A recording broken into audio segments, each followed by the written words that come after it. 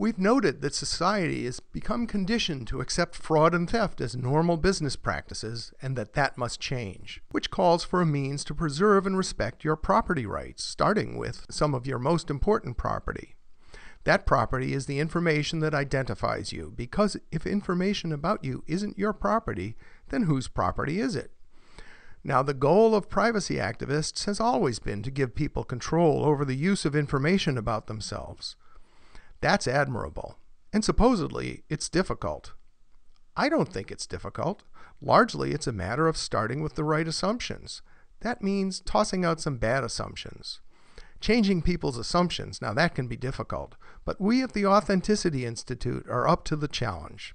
One of the assumptions that gets in the way is the notion that a reliable identity will be used in a way that eliminates your ability to be anonymous. Another old notion is that a reliable identity will be used in a way that erodes privacy. And as long as you assume that someone else owns and controls your reliable identity, that can easily be true. But why would we assume such a thing? Oh yes, we assume it because we've been led to believe that's the way it has to be. Marketers and government agencies and software vendors and healthcare providers and insurers and credit bureaus and social networks own your identity. Well, that's just... wait, I have a word for that. It's around here somewhere. If we're going to own the information about ourselves, we need a way of establishing that I am me and you are you. We need an anchor, a reliable identity credential.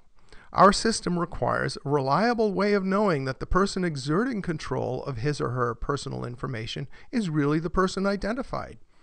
In other words, privacy requires reliable identities.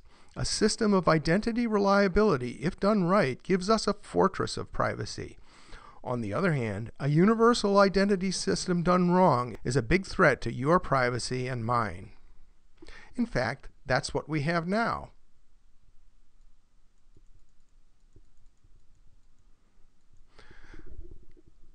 A very bad system that provides marketers and government agencies and software vendors and healthcare providers and insurers and credit bureaus and social networks with enough data about you to track your every move while providing you with nothing to prove that an imposter is not you and nothing to tip you off that the 11-year-old girl in an online social space with your daughter is really a 40-year-old guy. And they cynically advise you to protect your social security number or national ID number and shred your bills and bank statements, all the while knowing that these measures are useless in the age of online table joins and cookie clubs. A good identity system does what your car registration is supposed to do. It provides accountability by letting anyone see your license plate number while keeping your identity on your driver's license confidential. Except, of course, when someone has a legal right and need to know it. The personal information ownership infrastructure empowers you to own the information about yourself and control its use. The personal information ownership infrastructure is part of the authenticity infrastructure, which in turn is part of the quiet enjoyment infrastructure. So privacy and authenticity go hand in hand. Authenticity must be built with the proper construction materials. Today we'll show how authenticity becomes a building block of privacy and is one of the building blocks used to construct some particular indoor spaces.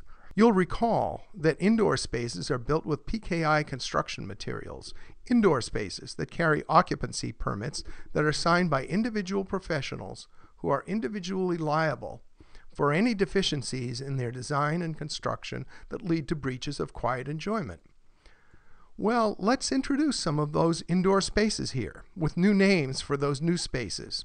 The first is a structure called My Own Home. A My Own Home may be built inside any authenticity-enabled social network, community, or village.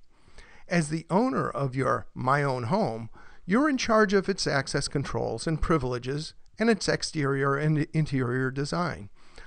A My Own Home includes common spaces such as living rooms and dens, and it also includes one or more My Own offices, one for each adult inhabitant. Inside your My Own office, you'll find at least one file cabinet called My Own Information. Moi. Your moi includes your biographical reference work and any other information that needs to be absolutely under your control. Each of any additional MOIs or MOIs in your office contains the biographical reference work and other information of one of your dependents. And so the only people who can get into your My Own Office are you and your human or robotic My Own Assistant. Your My Own Office has an exterior wall with a service window that works like the bank drive-up window. Your My Own Assistant sits at that service window, responding to requests from supplicants who may drive up. The first thing he or she, you get to choose the gender, will do when a digitally signed request is presented is to check for a digitally signed personal NDA and license to the information requested.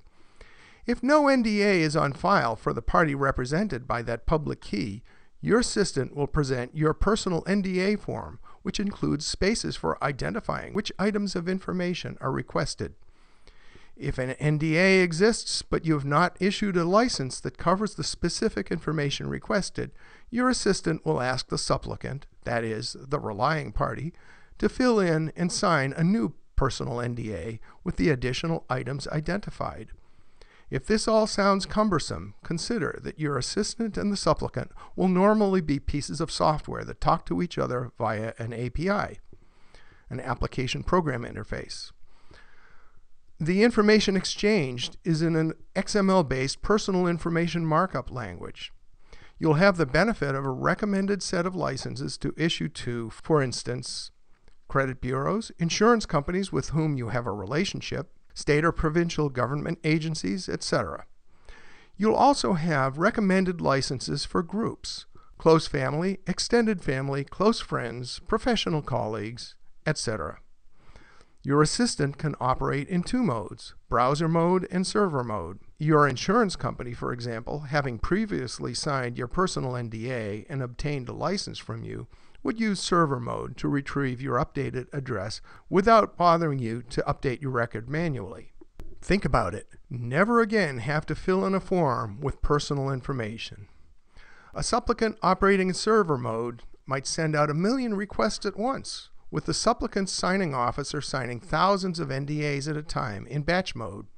If a supplicant is a member of a group that's defined by you or by the recommended licenses list, then they will have access to specific items of information if, big if they have signed your personal NDA, which specifies exactly what information they may have access to, for what purposes, for how long, and which also specifies that they may not share that information with any other party without your prior digitally signed permission, and which also specifies that they accept and will honor the penalty that was recommended by the U.S. Federal Trade Commission for breaches of the personal privacy provisions of the Gramm-Leach-Bliley Act, and which also specifies that an additional damages payment will be paid to you personally in addition to the fine paid to the government. That recommended penalty is $11,000 per instance. So 11 grand to the government and 11 grand to you. So go ahead, Google, double-click, go ahead, Facebook, share that information asset of mine. Make my day. 11 grand may not be much to Google, but it'll make for a nice family vacation for me. And music industry. You set the right tone by holding people accountable for their illegal file sharing. So here it is, right back at you. Pay me 11 grand for that information about my music preferences that you stole. And no, you may not pay the damages in the form of download credits. Cash, please. You may be asking, will Google and Facebook and credit bureaus and page view tracking services and insurance companies sign these personal NDAs? Of course not.